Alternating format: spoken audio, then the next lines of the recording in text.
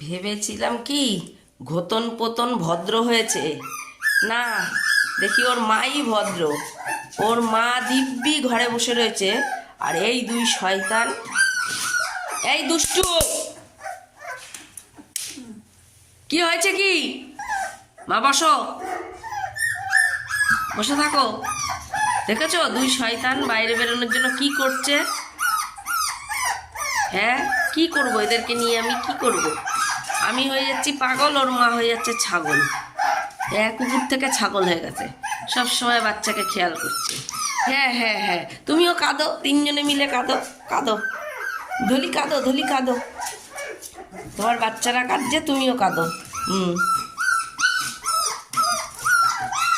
দেখছো, দেখো ওরা এখন বাইরে আসবে। হ্যাঁ, বাইরের মেঝেটা ঠান্ডা না, যে ভেতরে চট পাতা রয়েছে, কত সুন্দর রয়েছে। একটু ওরা কথা শোনে না, একটুও তোমার বাচ্চা কথা শোনে না। এরা পচা বাচ্চা, দুটোই পচা বাচ্চা। এই এই টিকলিটা হচ্ছে বেশি পচা, ওটা একটু কম পচা। টিকলিটা একদম গন্ধ বেরিয়ে গেছে পচাতে। গতবাবু সেই থেকে মানে 15 মিনিট ধরে কাঁদছে, আর ওর মা হ্যাবলার মতন বসে রয়েছে।